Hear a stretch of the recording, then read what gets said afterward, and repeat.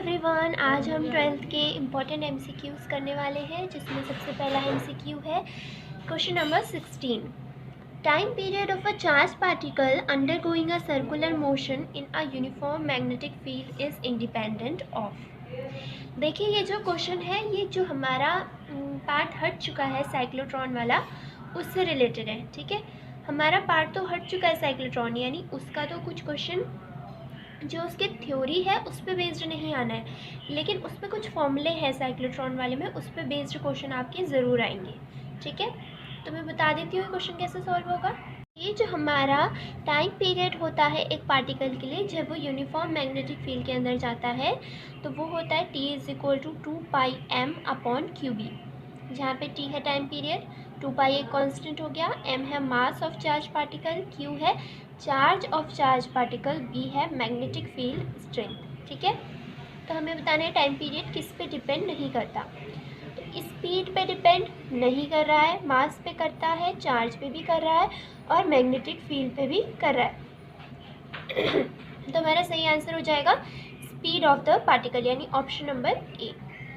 आइए देखते हैं नेक्स्ट क्वेश्चन। नेक्स्ट क्वेश्चन है which of the following diagram is correct for the direction of magnetic force on a charge moving in a uniform magnetic field. यानी कि अब हमें चार ऑप्शन दिए, जिसमें चार डायग्राम दिए, हमें बताना है कौन सा डायग्राम सही होगा जो किसको दिखाए, मैग्नेटिक फोर्स, एक चार्ज पे लगने वाले मैग्नेटिक फोर्स की डायरेक्शन को दिखाए, जो कि एक यूनिफॉर्म मैग्नेटिक फील्ड में चल रहा है।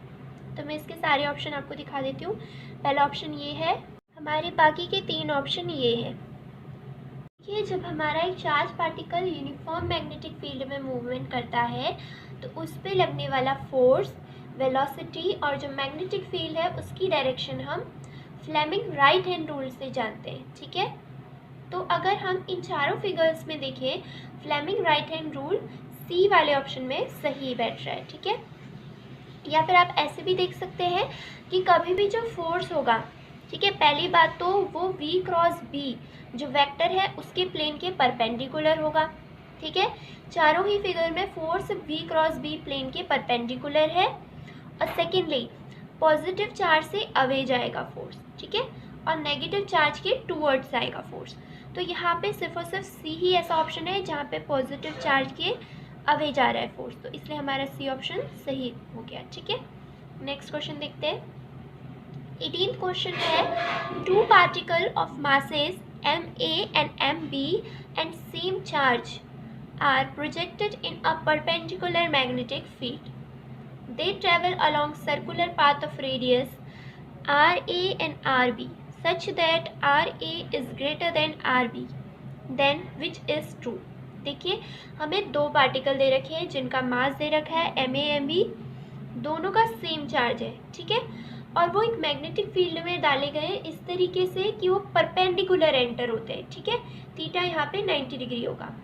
और ये वाला केस हमारा साइक्लोट्रॉन वाला होता है। ठीक है, साइक्लोट्रॉन वाले में ही हम पार्टिकल को परपेंडिकुलर डालते थे मैग्नेटिक फील्ड के। तो अब ये क्या कर रहे हैं, सर्कुलर पाथ बनाएंगे। ठीक है, कभी भी अगर ये परपेंडिकुलर एंटर होता है पार्टिकल तो सर्कुलर पाथ बनाता है। तो दोनों ही सर्कुलर पाथ बनाएंगे, जिसमें पहले वाला पार्टिकल आर ए रेडियस का पाथ बनाएगा, दूसरा पार्टिकल आर बी रेडियस का पाथ बनाएगा। ठीक है, और आर ए बड़ा है आर बी से, तो हमें बताना है इनमें से कौन सा ट्रू होगा। देखिए, जब इस कंडीशन में हमारा पार्टिकल परपेंडिकुलर एंटर होता है मैग्नेटिक फील्ड के, तो उसकी रेडियस होती है r = mv/qb। ठीक है, यहाँ पे दो पार्टिकल दिए तो दोनों के लिए हमने कंडीशंस ले ली, आर ए पहले पार्टिकल के लिए, आर बी सेकेंड पार्टिकल के, उसी के हिसाब से हमने मास और वेलोसिटी को भी फिक्स कर दिया। अब देखिए, वो दोनों सेम ही यूनिफॉर्म मैग्नेटिक फील्ड में एंटर कर रहे थे, इसलिए बी दोनों के लिए सेम होगा, और दोनों पार्टिकल का चार्ज भी सेम था, इसलिए दोनों के लिए चार्ज भी सेम होगा।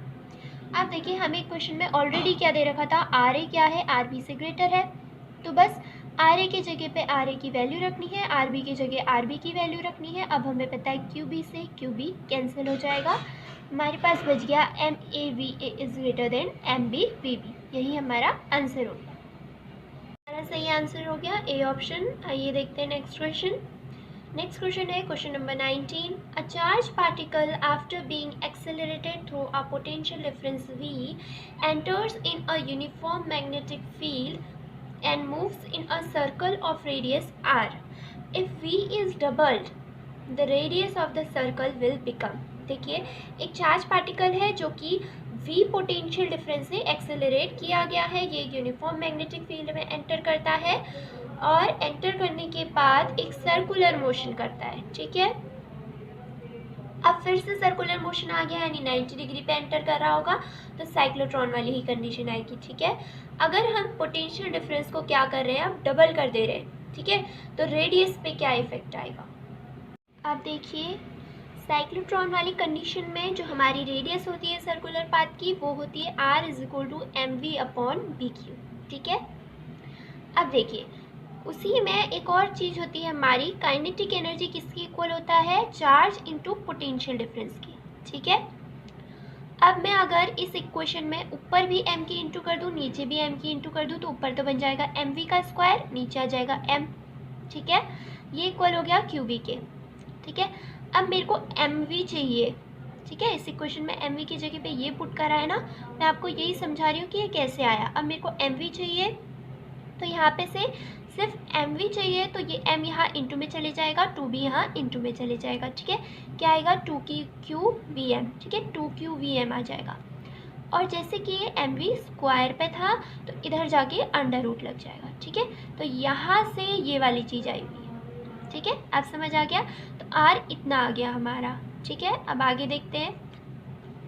अब हमें क्या दे रखा था कि दोनों ही कंडीशन में क्या है हमारा क्यू बी और मास सेम रहेगा, पर v को क्या कर दिया है, डबल कर दिया है, ठीक है। तो इसी वाली इक्वेशन में अब हम r निकालेंगे अगली वाली कंडीशन के लिए, उस पर क्या करेंगे, v को डबल कर दिया, ये देखिए, ठीक है, v को डबल कर दिया।